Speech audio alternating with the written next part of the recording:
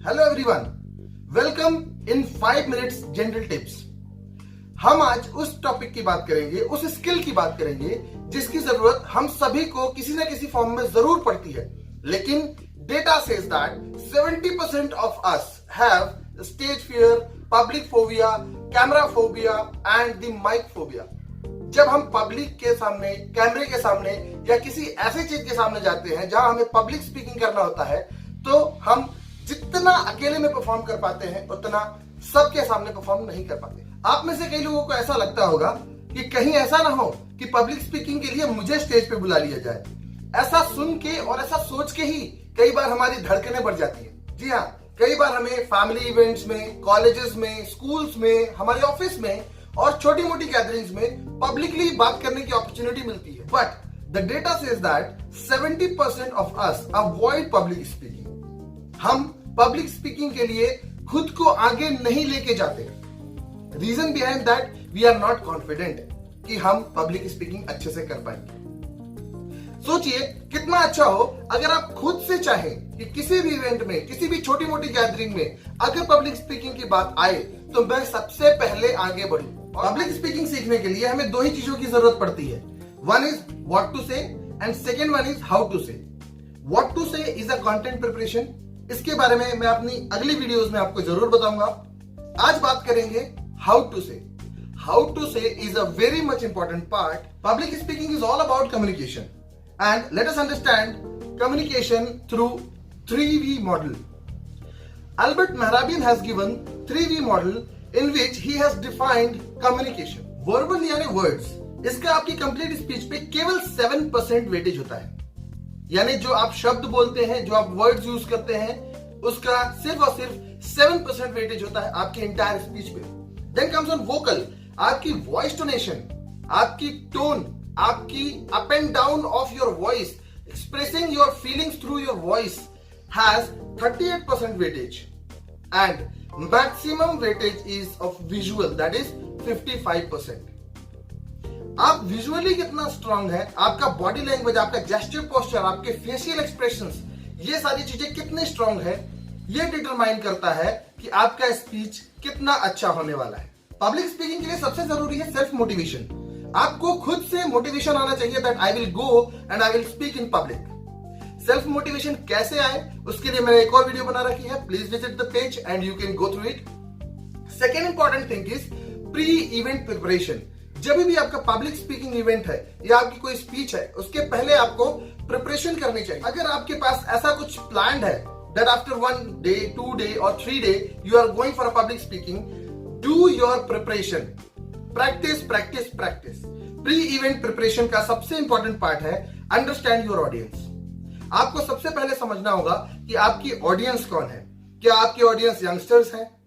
क्या वो old age लोग हैं या किड्स हैं? क्या वो ऐसे लोग हैं जो एक ऑर्गेनाइजेशन में काम करते हैं?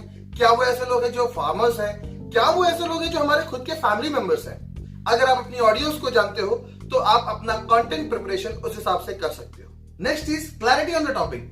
This is very much important aspect. Whenever you are going to speak in front of the public, you must have crystal clear clarity on your topic. After that, prepare your content and record your videos and practice it again and again. If you are perfectly talking 10 times, then you will be able to speak in public 1 time. Hence, always record your videos and watch out and find out your own mistakes. Tell stories while you are publicly speaking. Be confident. You have to be on time also. Once you are done with your practice, while going to stage, you have to make sure many things. First is be yourself. Do not try to copy someone else. Do not try to manipulate your own nature. Be yourself. Next one is tell stories and share example of your topic. आपको आपके topic से related कुछ stories भी share करनी चाहिए so that people can relate it with their own life.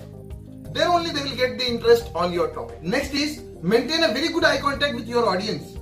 अब eye contact maintain करना एक बहुत ही इंपॉर्टेंट और प्रॉब्लमेटिक चीज होती है।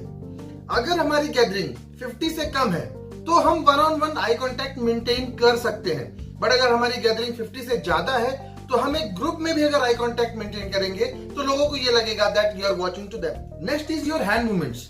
Always imagine a 1 by 1 window in front of you. 1 feet by 1 feet की विंडो इमेजिन करके उसी के अंदर आपको सारे हैंड मूवमेंट्स करने हैं। आपके हैंड मूवमेंट्स कभी आपके फेस के सामने नहीं आना चाहिए। आपके हैंड मूवमेंट्स कभी भी आपके फ्रेम के बाहर नहीं जाना चाहिए। अगर आपका बॉडी पोस्चर एक्टिव है तो आपकी ऑडियंस डेफिनेटली एक्टिवली आपको सुनेगी। Next one is prepare your notes. आपको अपने कुछ नोट्स बनाने चाहिए। There is no harm in preparing the notes, but you keep your notes on your podium, on your dais, and आपका नोट्स 1 या 2 page से ज्यादा का नहीं होना चाहिए। To engage your audience always ask a question. अगर आप क्वेश्चन पूछेंगे लाइक यस और no, are you with me, have you understood, अगर आप ऐसे क्वेश्चंस पूछते रहेंगे तो आपकी ऑडियंस आपके साथ कनेक्टेड रहेगी, इंगेज रहेगी। Always relate your examples with your audience.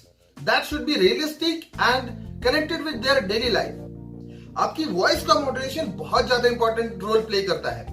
For example, अगर मैं सीधा सीधा बिना किसी टोनेशन के आपसे यूं ही बात करता रहूं तो आपको शायद मेरी स्पीच में बिल्कुल भी इंटरेस्ट नहीं आएगा। Whereas, अगर मैं आपसे विवेक बिंद्रा जी की तरह बात करूं, oh my God, Vivek Bindra ji की तरह बात करूं, तो आपको बहुत इंटरेस्ट आने वाला है कि what next now. Always share data sources. जब भी आप कुछ डेटा, नंबर, परसेंटेज या कुछ फाइंडिंग शेयर कर रहे हैं, उसका सोर्स जरूर शेयर करें with your audience. End your speech with a powerful quote, powerful persons sayings or a very powerful activity so that your impression lasts on their mind. अभी हमने बात की उन एक्टिविटीज की जो हमें पब्लिक स्पीकिंग के टाइम पे करनी चाहिए। Let us talk about some don'ts also. हमें क्या पब्लिक स्पीकिंग के टाइम पे अवॉइड करना चाहिए। सबसे पहले तो वो जो आपको खुद पसंद नहीं आता, आप वो बिल्कुल पब्लिक स्पीकिंग में ना करें। Second thing, do not talk about religion, do not talk about politics, do not talk about gender. Be yourself. Do not lie with your audience. Do not point your finger to audience. Do not lean like this.